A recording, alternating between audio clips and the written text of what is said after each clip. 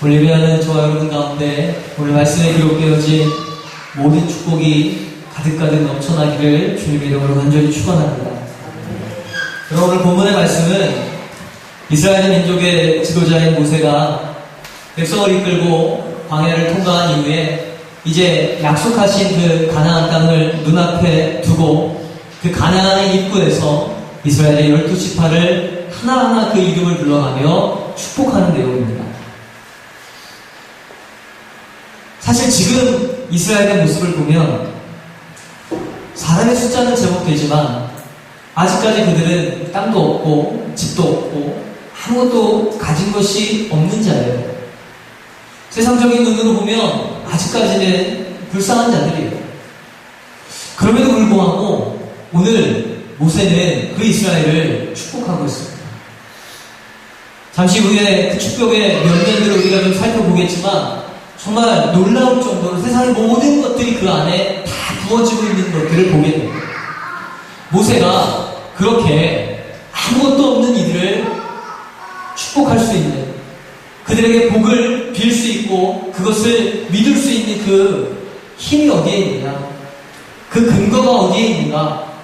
오늘 보면은 그 근거는 다른 거 아무것도 없어요. 하나님이 그들과 함께 하시기 때문이라는 사실입니다.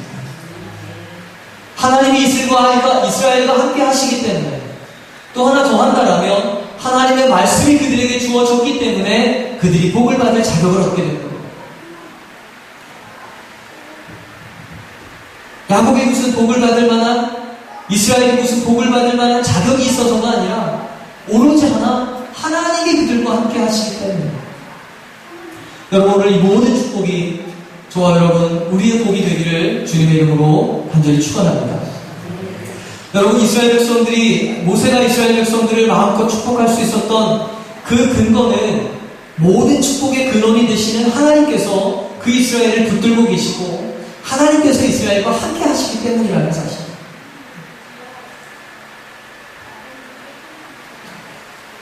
이 하나님의 축복이, 모세를 통해서 이스라엘에게 약속되어지는 이 복이 얼마나 분명한 것일까? 오늘 본문의 말씀에 보면요, 2절과 3절을 한번 같이 보실까요? 자, 신명기 33장 2절과 3절입니다. 함께 읽습니다. 시작. 그가 이르시되 여호와께서 시내 산에서 오시고 세일산에서 일어나시고 바란산에서 비추시고 일반 성도 가운데에 강림하셨고 그의 오른손에는 그들을 위해 번쩍이는 불이 있도다. 여호와께서 백성을 사랑하시나니 모든 성도가 그의 수중에 있으며 주의 발 아래에 앉아서 주의 말씀을 받는도다. 아멘. 여러분, 모세는 2절의 말씀 속에서 하나님께서 이스라엘 백성들을 찾아오신 세 장소를 이야기를 해요.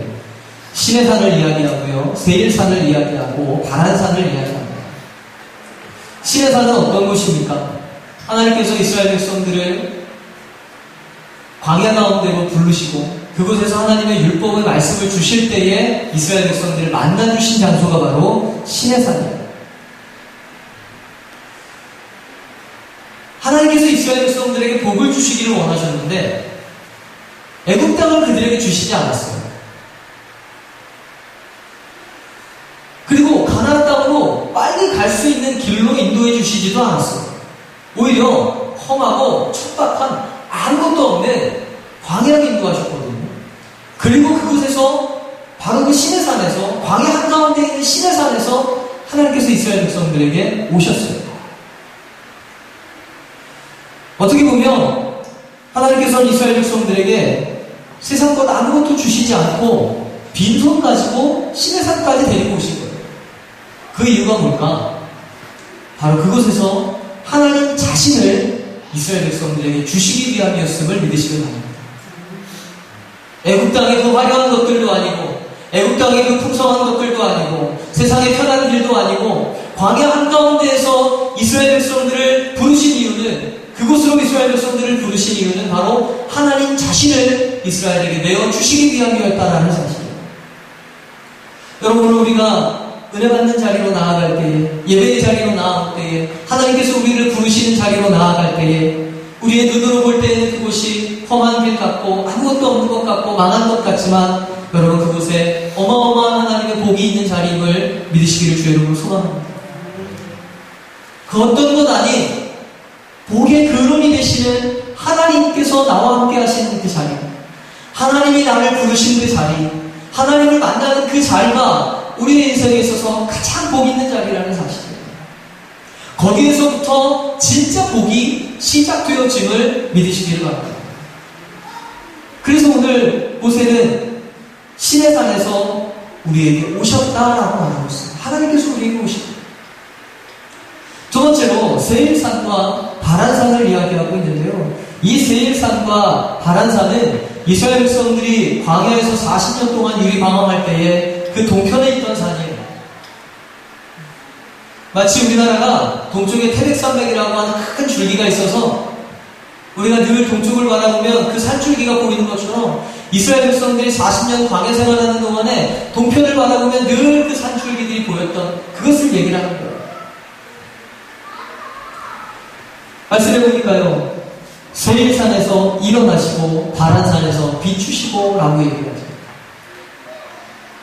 약간 시적인 표현으로 우리가 좀 해석을 해본다면 이스라엘 백성들 광야 한가운데에서 그 광야에서 차가운 밤을 보낼 때에, 그 추운 밤을 보낼 때에, 짐승들의 위협과 그 추운 날씨 가운데 고통당하는 그 날들을 보낼 때에 여러분 매일 아침마다 동편을 보면 해가 떠오르는 거예요.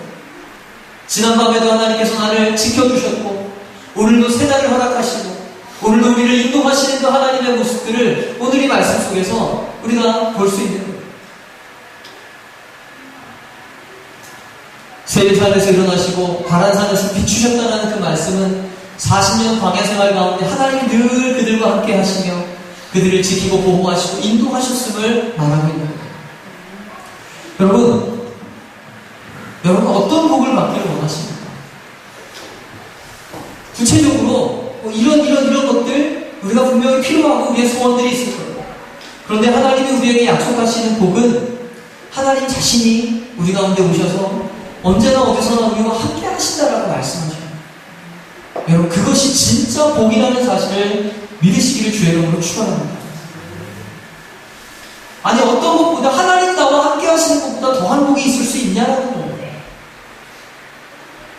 건강하고 물질적으로 부족함이 없고 내 마음에 소원하는 것들이 다 이루어지고 이것만이 복이 아니라 오히려 그 일기를 행하시는 하나님 나와 함께 하심이 진짜 복이라고 성경은 말씀합니다.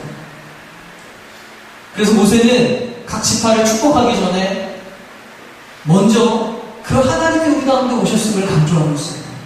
그리고 또 하나 그 하나님의 말씀이 그들 가운데 주어졌습니다.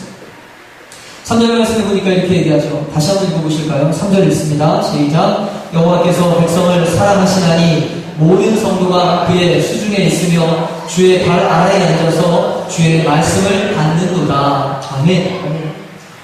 하나님께서 우리를 사랑하셔서 우리를 하나님의 수중에 놓고 계신다는 거예요. 하나님의 품 안에 우리를 품고 계신다는 거예요.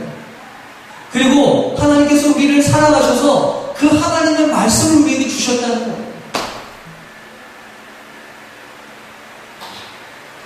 말씀을 묵상하면서 그런 생각이 들었어요. 저희 아이들이 있는데, 주역에 어머니가 있는데, 엄마가 약속하는 거예요. 이번 추석 때 엄마가 나한테 뭐 사줄게. 이미 그렇게 마음을 먹었어요. 그래서 저희 집에는 모든 결정권이 저쪽에 있기 때문에 결정을 해요. 그리고 저한테 얘기를 해요. 애들한테 이번 추석 때 뭘 좀 사줬으면 좋겠다. 그럼 제가 이제 가서 주여가 엄마가 뭐 사준대 이렇게 얘기를 해요. 애들은 저를 통해서 엄마의 뜻을 듣는 거죠. 하나님께서 우리에게 말씀을 주셨다는 것은 그 말씀을 지키시겠다는 거예요. 그 말씀대로 행하시겠다는 거예요. 우리 아이들은 저의 이야기를 듣고 엄마가 이번 추석 때 뭐 사준대 그 이야기를 듣고 나면 믿어요. 그리고는 왜 안 사주실까, 언제 사주실까를 기다리는 거죠. 왜요? 말씀이 선포됐잖아요. 말씀이 선포됐으면 그대로 되는 줄로 애들이 믿고 있기 때문에 그게 믿음이거든요.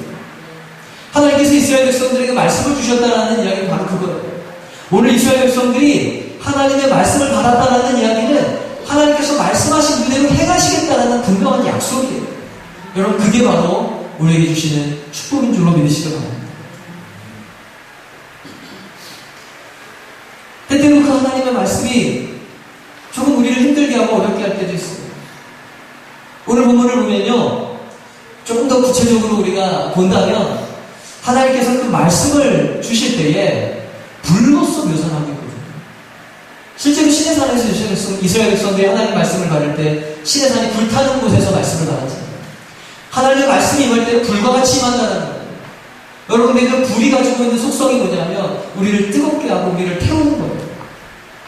하나님의 말씀이 내 안에 임할 때에 우리의 마음이 뜨거워지기도 하지만 때때로 내 안에 있는 죄가 드러나기도 하고 내 안에 있는 부정한 것들이 드러나기도 하고 그래서 그것들이 태워져야 되는 순간들도 있어요. 만약에 이 말씀이 물소리처럼 달게만 우리에게 오지 않는다는 사실이에요. 그렇지만 분명한 것은 그 하나님의 말씀이 우리 가운데 축복의 말씀임을 믿으시기 바랍니다. 때로는 나를 찌르고 때로는 나를 때리고 나를 불편하게 하는 그 말씀도 나에게 주신 축복이라는 사실을 믿으시기 바랍니다. 왜요? 그 말씀이 나를 살리기 때문에.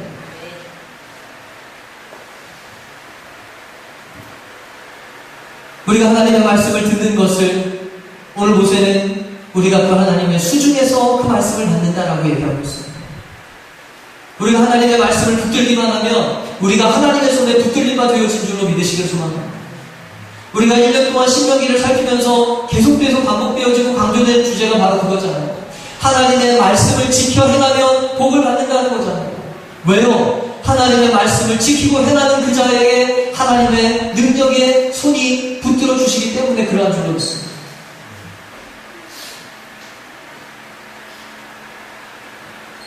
우리가 하나님의 말씀을 붙든다는 것은 바로 그 하나님 안에 있는 것이고 하나님의 손에 붙들려 있는 것이고 우리가 말씀에 의지하면서 기도하는 것은 하나님 앞에 기도하는 거예요. 여러분 명절 때 되면은 가족들 만나면 덕담들 주고받잖아요. 근데 덕담이라는 말이 그냥 정말로 말이잖아요. 잘 됐으면 좋겠다라는 소원이잖아요. 어떻게 보면 복을 빌어주는 거잖아요. 근데 여러분 우리가 나누는 덕담에 무슨 힘이 있습니까? 여러분 조카들 만나시고 친척들 만나시면 올해 취직해야지. 덕담이지만 여러분이 취직시키실 능력이 있으십니까? 일자리라도 좀 알아봐 주면서 그런 소리를 하지. 요즘 청년들이 하는 이야기예요. 묻지 말라는 거예요. 아예 말을 하지 말라는 거예요. 그냥 그 말 자체가 스트레스가 되는 거예요. 왜요? 정말 그냥 말뿐이니까. 근데 여러분 우리가 기도하는 것은 그저 능력 없는 말이 아니라 하나님 앞에 올려드리는 기도라는 사실. 우리가 하나님 앞에 기도한다는 것이 어떤 의미일지 여러분 생각해 보셨으면 좋겠습니다. 선거 때가 되면 특히 이제 국회의원 선거 같은 거, 또 얼마 전에 우리가 올해 지자체장 선거를 했잖아요. 그 선거 때가 되면 이 선거에 나오는 후보들이 하는 일 중에 하나가 뭐냐면 대통령하고 같이 찍은 사진들을 홍보 현수막에 걸어요. 국회의원들도 마찬가지예요. 이제 내년, 그러니까 2020년 총선이 있지만 모르겠어요. 문재인 대통령이 얼마나 인기가 있어가지고 후보에 나오는 사람들이 얼마나 대통령 사진을 걸지 모르겠지만 예전에 박근혜 대통령 한참 인기 있을 때 박근혜 대통령 옆에서 사진 찍은 박근혜 대통령이랑 악수하면서 찍은 사진 그거 안 걸면 안 되는 거예요. 왜? 나 대통령이라는 만큼 친해라는 거를 어필해야 됩니다. 내가 대통령하고 이만큼 가까운 사람이야라는 걸 어필하는 거예요. 왜냐하면 대통령과의 거리가 자기가 가지고 있는 힘이라고 주장하는 거예요. 대통령과의 거리가 내가 대통령에게 직접 얼굴을 대면하여서 말할 수 있는 사람이고 대통령에게 뭔가를 요구할 수 있는 사람이고 그래서 그 대통령의 힘을 내가 끌어올 수 있는 사람이야. 그거를 강조하는 거거든요. 여러분 거리는 바로 힘이에요. 거리는 힘이에요. 가깝다라는 건 그만큼 그 힘이 나에게 가깝다라는 이야기잖아요. 근데 여러분 우리가 하나님 앞에 기도한다는 건 뭡니까? 우리가 늘 입에 닳도록 얘기하는 전능하신 하나님, 능치 못함이 없으신 하나님, 그 하나님 앞에 내가 내가 직언하는 거예요, 직언. 누구를 통해서 얘기하는 것도 아니고 바로 다이렉트로 하나님 앞에 구한다는 거예요. 여러분, 이게 얼마나 큰 힘이에요. 대통령에게 전화 한 통 하는 거? 여러분, 그거 아무것도 아니라는 거죠. 우린 다 알잖아요. 대통령에게 전화 한 통해서 내가 뭔가를 요청하면, 그래서 대통령께서 알았어라고 한마디 하면 그게 얼마나 큰 힘인지 알잖아요. 하다못해 군수한테라도, 여러분 혹시 이 중에서 친구 군수님이랑 가까우신 분 계십니까? 저 부탁드릴 일이 있는데 통로가 없어서 지금 내먹고 있어요. 여러분, 군수하고 내가 이야기해서 군수한테 내 불편함을, 우리 지역에 뭔가 어려움들을 얘기할 수 있다? 그것도 힘인데, 오늘 성경은 그 하나님의 말씀이 내 안에 있어서 내가 하나님의 손에 붙들림 바 되어져서 그 하나님께 내가 직접 기도하고 그 말씀대로 내가 행할 수 있는 힘을 우리가 가졌다라고 말하는 거예요. 여러분, 뒤에 이스라엘의 12지파 한 지파 한 지파를 향해서 모세가 복을 빕니다. 그런데 그 복의 내용보다 더 중요한 것은 사실은 2절과 3절의 말씀 안에 다 들어있어요. 오늘 예배하는 저와 여러분이 이 놀라운 복을 받아 누리는 귀한 은혜가 있으시기를 간절히 축원합니다.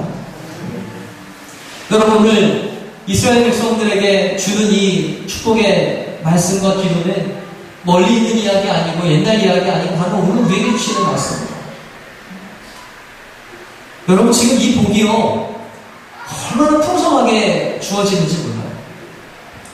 모세는 이스라엘의 12지파를 그 믿음의 분량대로 또 각기 다른 내용으로 축복하고 있어요. 근데 그 축복의 면면을 보면 하나님께서 우리에게 주시는 복이 얼마나 다양하고 얼마나 우리의 삶의 구석구석에 미치는지를 성경은 말씀하고 있어요. 그렇기 때문에 이것이 남의 얘기가 아니라 먼 옛날 얘기가 아니라 바로 오늘 우리들의 이야기이고 나의 이야기임을, 나에게 주시는 말씀임을 여러분 기억하시기를 간절히 소망합니다. 특별히 그 가운데에서도요, 12지파 가운데 지금 시간 관계상 12지파를 다 살펴보기 좀 어려울 것 같고 요셉의 지파에 주시는 그 복을 좀 함께 나눴으면 좋겠습니다.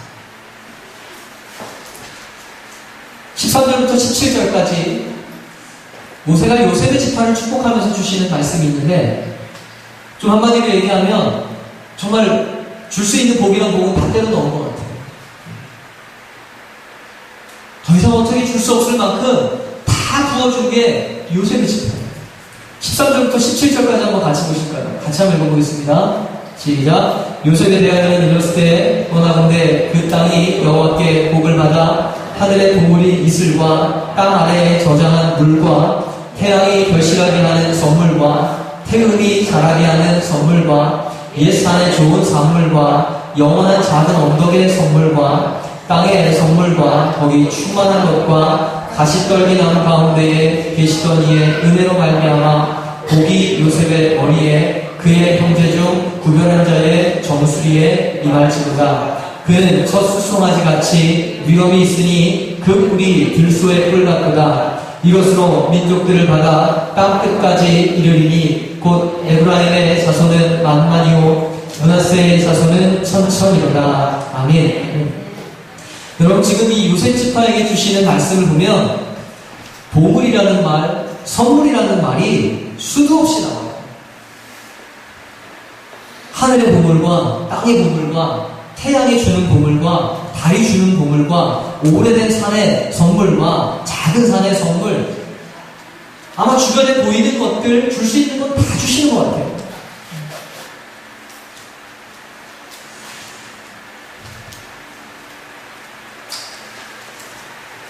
마치 신명기 33장이 모세의 축복, 12지파를 향한 모세의 축복이라는 그런 작은 제목을 가지고 있는 장인데, 엄밀하게 보면 모세의 축복이라기보다는 요셉의 축복으로 부르는 것이 맞을 정도로 요셉에게 그만큼 하나님께서 복을 주셔요. 그런데 자, 요셉이 이렇게 복을 받는 이유가 뭘까? 요셉의 지파가 복을 받는 이유가 뭘까? 요셉이라는 인물이 가지고 있는 상징성이 있죠. 요셉은 어떤 사람입니까? 요셉은 고난 가운데서도 하나님을 끝까지 붙잡은 사람인 줄로 믿으시는 겁니다. 일생의 한평생 동안 수많은 고난과 실패와 또한 좌절의 순간들이 있었지만 한순간도 하나님을 놓지 않은 사람이 바로 요셉이었습니다. 하나님의 꿈을 꾸었고 그 꿈을 향해 변함없이 달려간 사람이 바로 요셉이었다는 사실입니다. 창세기 37장에 요셉이 처음 등장할 때에 그는 꿈꾸는 자로 등장합니다. 그리고 39장 이하의 말씀 속에서 요셉은 형들에 의해서 애굽 땅의 노예로 팔려가지만 보디발 장군의 집에서 노예로 살게 되었을 때에도 또한 보디발의 아내의 유혹을 담대하게 이겨냈음에도 불구하고 억울한 누명으로 감옥에 갇혔을 때에도 감옥 안에서 왕의 그 측근들의 꿈을 풀어줌으로 인해서 그가 풀려날 것을 기대하였음에도 불구하고 2년의 시간을 더 감옥에 갇혀있는 순간에 더 나아가서 여러분 사람이 어려울 때에 겸손하고 어려울 때에 하나님 의지하는 것은 오히려 쉬울 수 있어요. 그런데 요셉은요 애굽의 총리가 되어서도 그는 그 마음을 잃지 않았어요. 애굽의 총리가 되어서도 성공하여서 애굽의 2인자가 되어서 자기가 당한 것들에 대해서 복수할 수 있는 능력을 가졌고 힘을 가진 순간에도 그는 하나님을 먼저 기억하는 사람이었다. 7년의 대기근이 들었을 때에 가나안 땅에서 애굽의 형들이 요셉의 형들이 애굽 땅에 먹을 것을 구하기 위해서 왔을 때 요셉을 만나잖아요. 저 같았으면 기다렸다는 듯이 니들이 나한테 한 짓을 알고 있느냐 그랬을 것 같아요. 근데 요셉은 그렇게 하지 않잖아요. 당신들이 나를 이곳에 보낸 것이 아니라 하나님께서 나를 보내셨다. 생명을 살리시려고. 요셉은 그 순간에도 복수를 생각하는 것이 아니라 자기가 당한 억울한 것들을 생각하는 것이 아니라 하나님을 생각하고 하나님의 뜻을 생각하는 사람이었다는 거예요. 그러니 그 요셉의 지파가 이와 같은 복을 받는 줄 수 있는 걸 하나님이 다 주시는 거예요. 어떻게 보면 조상이 잘해가지고 후손들이 복을 받는 거잖아요. 조상이 잘해가지고 후손들이 복을 받는데 여러분 오늘 우리는 이 말씀을 여러분이 요셉이 되시기를 바랍니다. 혹시 오늘 예배하는 분들 가운데 요셉과 같은 어려움과 고난 가운데 좌절 가운데 실망 가운데 있는 분들이 있다면 오늘 모세가 요셉에게 그 요셉 지파에게 주시는 그 축복의 말씀들을 소망으로 받으시기를 주의 이름으로 축원합니다. 그 고난 가운데서도 실망하지 않고 좌절하지 않고 낙심하지 않고 어떠한 형편 가운데서도 하나님 앞에서 어떤 유혹이 오는 순간에도 하나님 앞에 서 있음을 기억함으로 그 모든 시간들을 이겨낸 요셉에게 하나님께서 복을 주시는 거예요.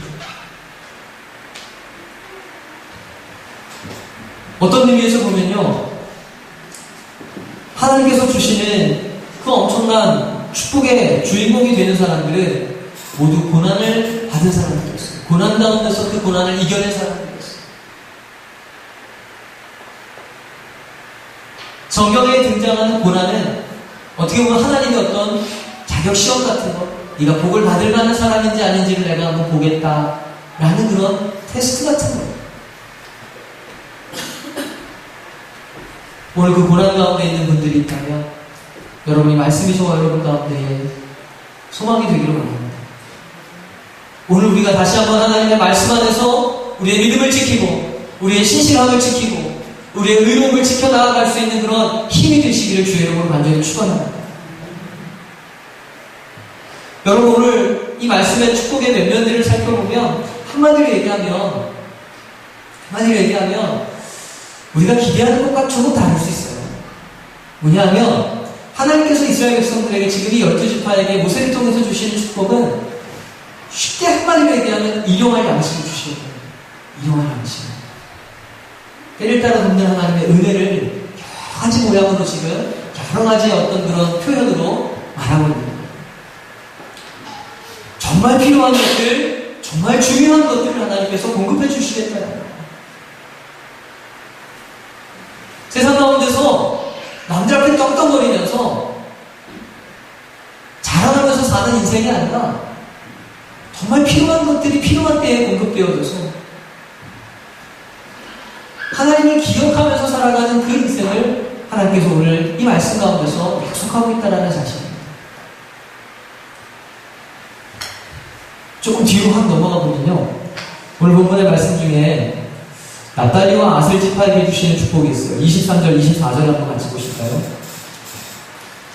같이 한번 읽겠습니다. 23절과 4절입니다. 시작. 납달리에 대하여는 이르시되 은혜가 풍성하고 여호와의 복이 가득한 납달리여 너는 서쪽과 남쪽을 차지할지로다. 아셀에 대하여는 이르시되 아셀은 아들들 중에 더 복을 받으며 그의 형제에게 기쁨이 되며 그의 발이 기름에 잠길지로다. 아멘. 하나님께서 주시는 그 납달리와 아셀 지파에게 주시는 복을 보면, 여러분 사실은 납달리나 아셀 이러면은 딱 떠오르는 이미지들이 없을 거예요. 납달리가 뭐했지? 아셀이 뭐했지? 딱히 떠오르는 이름들이 없어요. 그러니까 요새처럼 뭔가 그가 이뤄놓은 업적이 있고 그가 해온 일들이 있기 때문에 당연히 복을 받을 만하다라고 여겨지는 사람들이 있는 반면에, 납달리와 아셀은 야곱의 12아들이라는 것 말고는 특별히 기억이 되는 일들이 없어요.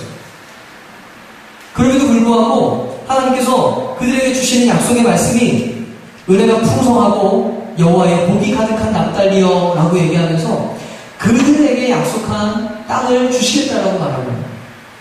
서쪽과 남쪽을 차지하라. 그리고 아셀도 마찬가지죠. 아셀은 아들들 중에 더 복을 받으며 그의 형제에게 기쁨이 되며 그의 발이 기름에 잠길지로다. 기름이라는 것이 오늘 우리로 치면 일용할 양식과 같은 거예요. 그것이 부어져서 넘쳐서 마치 발에 잠길 정도로 그렇게 하나님께서 복을 주시겠다라고 약속하고 있는데요. 자, 막 아름다운 보석과 세상에서 자랑할 만한, 요즘 우리로 치면 좋은 집, 좋은 차, 명품으로 치장한 어떤 그런 액세서리나 의복들, 하나님 이런 것들을 말씀하시는 것이 아니라 우리 일상에 필요한 것들을 하나님께서 그 순간순간 주시겠다는 거예요. 땅도 그렇죠. 땅의 개념이 지금 우리가 생각하는 땅하고는, 이스라엘 백성들이 생각하는 땅은 다르죠. 땅은 삶의 터전이에요. 어떻게 보면은 땅은 우리로 치면 직장과 같은 거예요. 내가 그곳에서 일을 해서 그 소득으로, 그 소산으로 내가 먹고 살 수 있는, 내가 살아갈 수 있는 필요가 채워지는 그 최소한의 것이 땅이에요. 기름도 마찬가지예요. 우리로 치면 쌀과 같은 거예요. 쌀 떨어지지 않은 것. 여러분 집에 쌀 한두 푸대 정도 쌓아두고 계신다면, 쌀통에 쌀이 차 있다면, 오늘 아셀에게 주시는 복이 바로 그런 거예요. 쌀 떨어지지 않게 해주겠다는 거예요. 일할 수 있는 직장을 주시겠다는 거예요.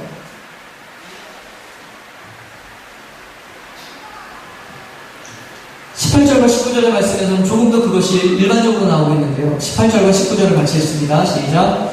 스불론에 대하여는 이르시되 스불론이여 너는 밖으로 나감을 기뻐하라. 이사가리여 너는 장막에 있음을 기뻐하라. 그들이 백성들을 불러 산에 이르게 하고 거기에서 의로운 제사를 드릴 것이며 바다과 모래에 감추어진 보배를 흡수하리로라. 아멘.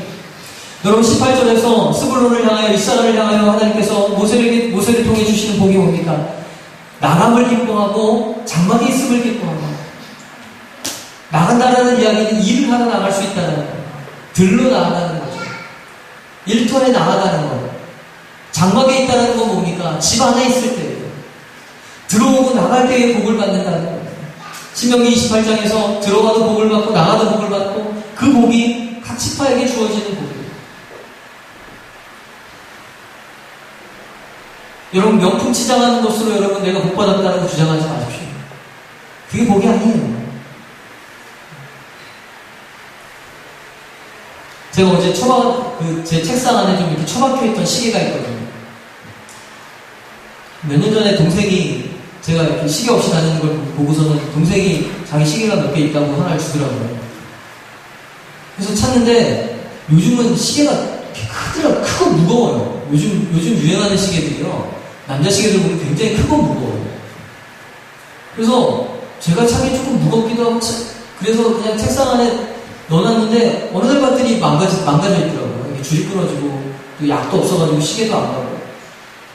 근데 요즘 좀 시계가 좀 필요하다는 생각이 들어서, 엊그저께 시계를 수리를 맡겼어요. 근데 줄을 이거 핀 하나 끼는데 10,000원을 달래요. 왜 이렇게 비싸지? 약도 넣어야 되는데 약도 14,000원인가 그래서 시계 고치는 데한 3만원 들었어요. 동생이 준 거니까 내가 이거를 고쳐서 쓰긴 써야겠는데 왜 이렇게 비싸지 생각을 하고는 혹시나 해서 제가 집에 와가지고 인터넷에서 검색을 해봤어요. 근데요, 비싼 시계더라고요. 몇십만원 하는 시계더라고요. 근데 여러분, 그런 거 차고 있다고 갑자기 내가 내 인격이 달라지는 게 아닙니다. 내가 명품 옷을 입었다고 해서 내 인격이 달라지는 게 아니에요. 물론 사람들의 시선은 받겠죠. 알아보는 사람들은 또 알아보겠죠. 근데 그것으로 인해서 내가 달라지는 게 아니에요. 여러분, 그런 것을 못 받았다는 거 여러분 여기지 마시기를 바랍니다. 오히려 내 일상 속에서 내가 살아가는 그 자리에서 나의 평범한 삶 속에서 내가 들어오고 나가고 내 직장에서 내 일터에서 나에게 주신 것들을 내가 어떻게 대하는지 그 태도가 우리의 인격을, 우리의 품위를 결정하는 겁니다. 그리고 하나님께서는 그 복을 지금 우리에게 약속하고 그 복의 중요함을 우리에게 이야기하고 있습니다.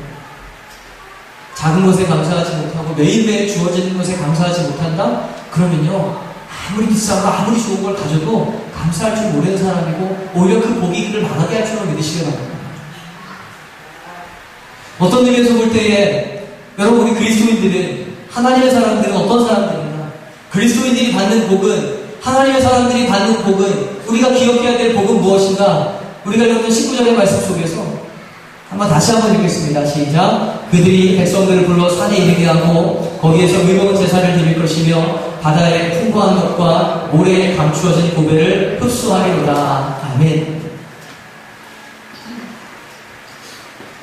스불론을 향하여서 이야기하면서 그들이 백성들을 불러 산에 이르게 하고 거기에서 의로운 제사를 드릴 것이다 라고 얘기했어요. 쉽게 얘기하면 그냥 예배를 드리는 겁니다. 예배를 드리고 예배를 드리는 자리를 마련하고 예배를 드릴 사람들을 모으는 것.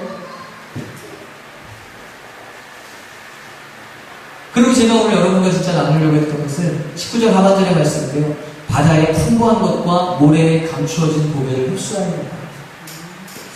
이 바다의 풍부한 것을 옛날 성경을 보면 바다에 감추어진 것이라고 얘기를 하거든요. 바다에 감추어진 보물을 이 시대의 사람들은 또 그 지역의 사람들은 굴로 얘기해요. 굴. 바닷속에 있는 굴.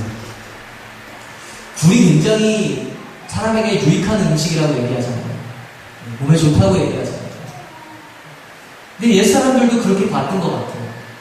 바닷속에 들어가서 그 바닷속에 있는 것들을 건져 올리는데 그게 보니까 사람한테 너무 좋다는 거예요. 그것들을 찾아내는 거예요. 모래에 감추어진 보배도 마찬가지죠. 이 모래에 감추어진 보배는 진주를 얘기합니다. 진주를 얘기해요. 진주라는 것이 물론 보석으로 우리가 활용이 되긴 하지만 이 진주가 갖는 의미는 눈물이라는 의미도 있고 또한 그 모래 속에서 오랜 시간 동안 감추어져 있다가 조개 속에 들어있다가 찾아지는 것들이잖아요. 19절의 하반절의 말씀에서 하나님께서 스불론에게 주신 복은 뭐냐면 남들이 보지 못하는 것을 보는 사람들이에요. 남들이 찾지 못하는 것을 찾는 사람들이에요. 여러분, 오늘 우리 그리스도인들은 하나님께서 우리에게 주시는 복은 뭐냐면 남들이 보지 못하는 것, 남들이 찾지 못한 것들을 찾고 그것을 귀하게 여기고 그것으로 인해서 사람들에게 유익을 주는 사람들이 바로 그리스도인이고 그것이 바로 하나님께서 우리에게 주시는 축복임을 믿으시기 바랍니다. 근데 대부분은 어떻게 삽니까? 남들 따라가는 인생을 살잖아요. 남들이 가지고 있으면 저거 나도 가져야 돼. 남들이 하면 나도 저거 해야 돼. 여러분, 그리스도인들도 그렇게 살아요. 누가 뭐 한다 그러면 나도 그거 해야 그 무리 속에 꼈다라고 생각을 하고 남들이 가지고 있는 거 나도 가져야 내가 그 정도 수준에 지금 같이 어울리고 있다라고 여기는 거예요. 그런데 성경은 뭘 얘기하느냐? 아니라는 거예요. 우리는 남들을 따라가는 인생이 아니라 하나님을 따라가는 인생이고, 남들 갖는 거 갖는 인생이 아니라 오히려 남들이 갖지 못한 것을 찾아내고 발견하고 그것을 가치 있게 여기는 사람이 그리스도인들이고 하나님의 사람들임을 성경은 말하는 거예요. 여러분, 복을 쫓아가는 인생이 아니라 복이 나를 따라올 수 있게 하나님께서 나에게 복을 주실 만한 인생을 살아가는 저와 여러분이 되시길 소망합니다. 대부분의 사람들은 복을 따라가요. 복을 찾기 위해서 애쓰고 수고하고 노력을 해요. 그 복을 잡기 위해서. 근데 아니요. 오히려 성경은 반대로 얘기하는 거예요. 우리가 하나님을 붙잡으면, 우리가 하나님의 말씀을 붙잡으면 복은 그냥 부어진다는 거예요. 복은 그냥 우리를 따라오게 된다는 거예요.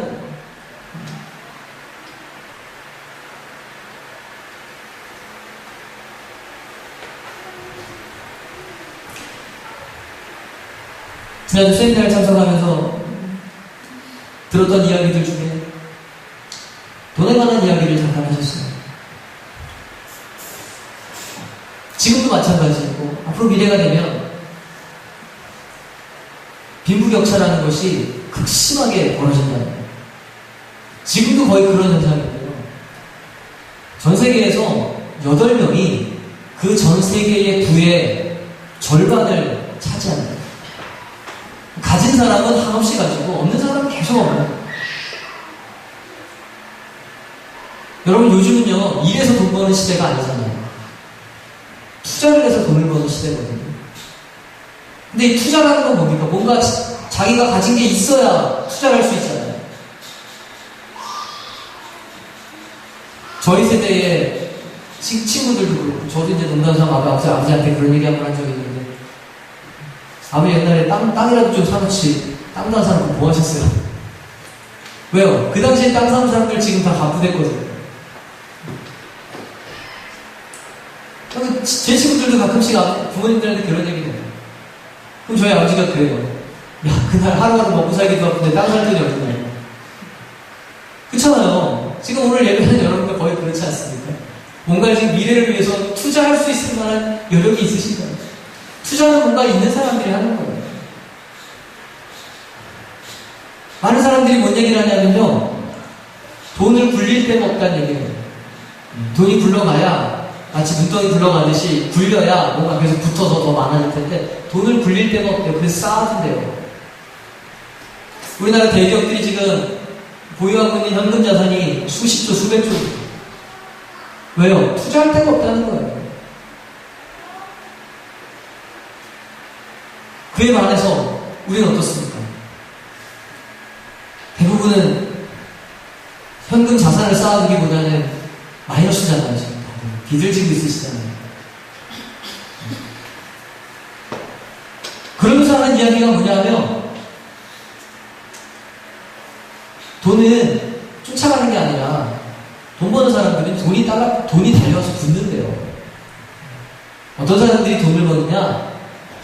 돈이 붙는 사람들이 있다. 돈을 쫓아가는 인생이 아니라 돈이 와서 붙는 인생이 있다. 여러분, 이 말에 너무 은혜 받으시지 마시기 바랍니다. 제가 이 말씀 드리는 것은 복을 이야기하는 거예요. 하나님 주시는 복이, 돈을 복이라고 얘기하면 이게 설교가 오늘 되게 헷갈릴 수 있어요. 근데 돈이 복이 아니잖아요. 하나님 주시는 복은 뭐냐? 내가 복을 잡기 위해서 수고하고 애쓰고 노력해서 쫓아가는 인생이 복받는 인생이 아니라, 오히려 오늘 본문의 1절, 2절, 3절이 오늘 제가 결론이라고 말씀드렸던 것처럼 하나님을 붙잡고 내가 그 하나님의 수준에 있다면, 그 하나님의 말씀이 내 안에 있다면 복은 그냥 더해지는 거예요. 여러분, 다른데 여러분이 애쓰지 마십시오. 하나님을 붙잡기 위해서 여러분 애를 쓰시기 바랍니다. 하나님의 말씀을 붙잡기 위해서 여러분의 삶을 투자하시기 바랍니다. 그러면 오늘 본문의 약속대, 오늘 다 일일이 한 절 한 절 다 살펴보진 못했지만 특별히 요셉에게 주셨던 그 말씀, 줄 수 있는 걸 다 주시고자 하는 하나님의 마음이 여러분의 삶 가운데 연락으로 부어질 줄로 믿으시길 소망합니다. 우리 시간